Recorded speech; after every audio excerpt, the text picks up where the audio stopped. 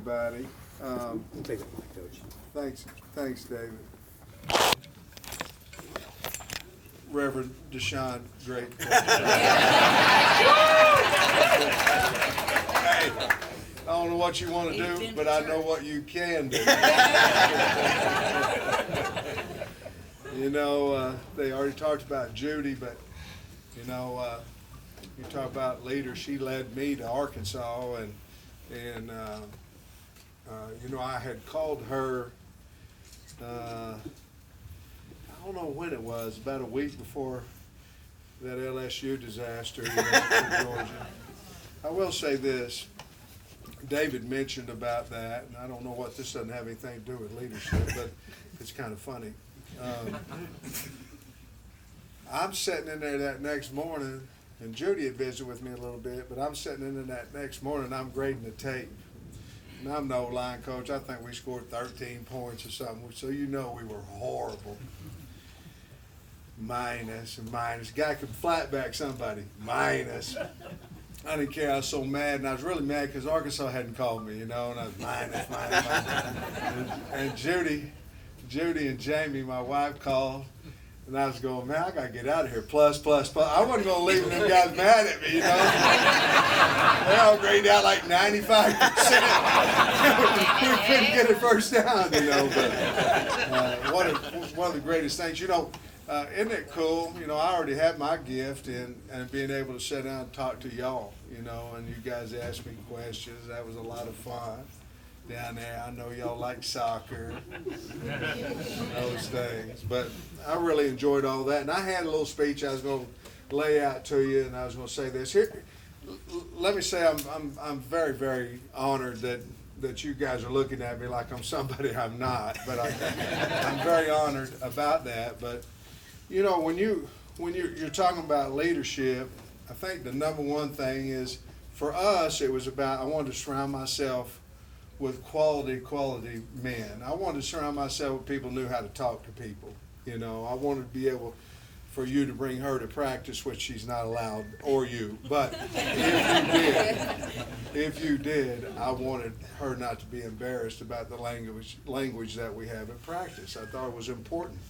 And I called my old coach, and my old coach, I wanted to be a GA, and he said, nah, you got to go coach high school ball for 2 years, and then you call me back. And I know why he did, because high school coaches are the greatest teachers. They know how to talk to people. They know how to recruit. They get them out of the halls every day and those things. So that was good for me. That was how I was raised as well, but that was good for me. And I ended up hiring Barry Odom. Was a very, very wonderful hire for me, because I wanted to hire the best I possibly could get, and he had also been a leader at Missouri, and a very good one.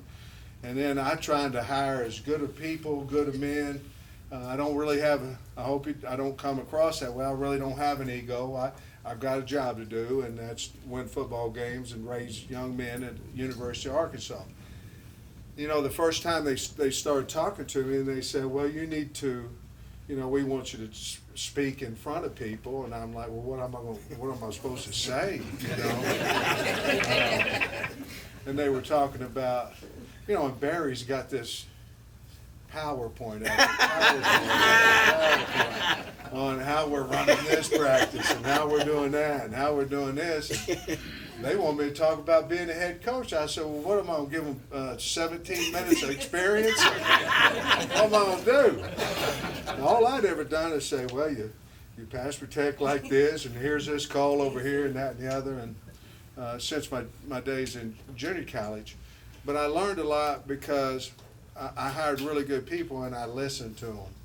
And I think one of the things that we do in our building is we say a problem's only a problem until you fix it, and then it's not a problem anymore. And that's just like, if you really look at it, you can waste a lot of time of worrying about things you can't control. Good Lord's controlling this rain out here, and so when that happens, what we do, we just fix the problem. Nobody cares, do they? We're in here, we're visiting, we're having time with each other. Nobody cares. So we really went about that. And then the other thing that we went is we wanted our kids to trust us, and we wanted whatever we told them we wanted that to happen. That's also in recruiting.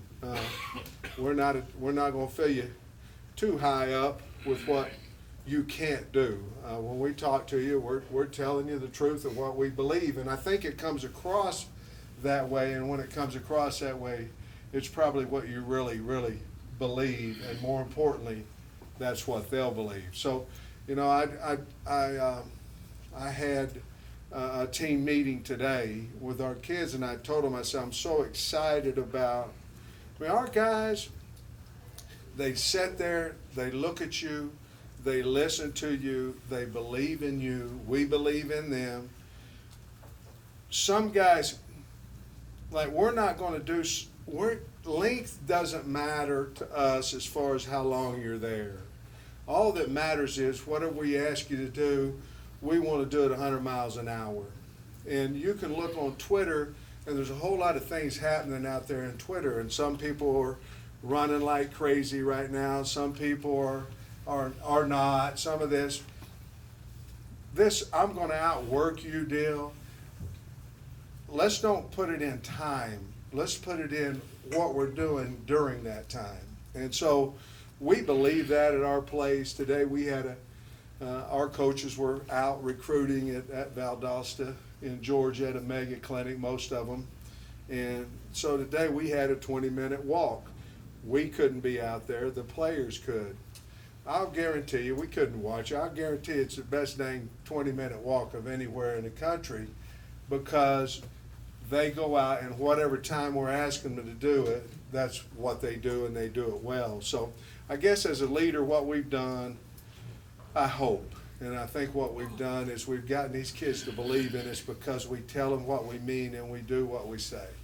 And you know what? They do the same thing. Our culture in our building from 18 months ago, I don't want to say night and day, because then you're starting to talk about everybody.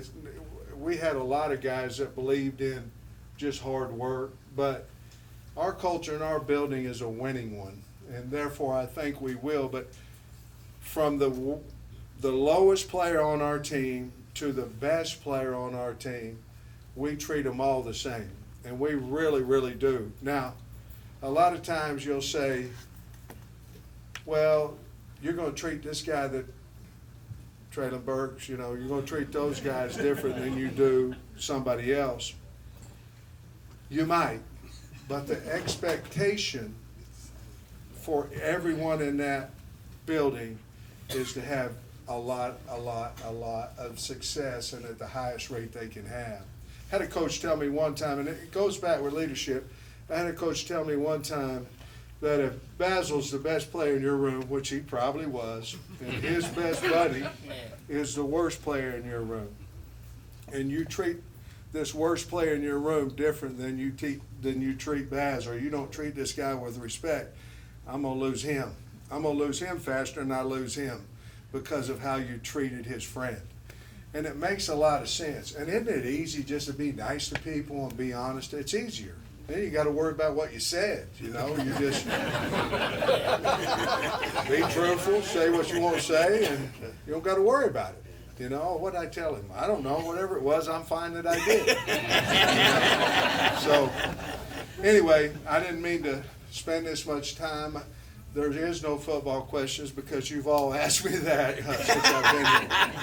And actually, some of you weren't asking, you were telling me, you know, how. And so next year, I've got about maybe 10 or 12 guys that's going to win this award next year. I'll just write it down. You know I'm teasing. It comes with the job. Anyway, very, very proud to be here at Arkansas. Thank you for the award. Thank you for the prayer. Thank you for the question. Thank you for being here. And go Hawks.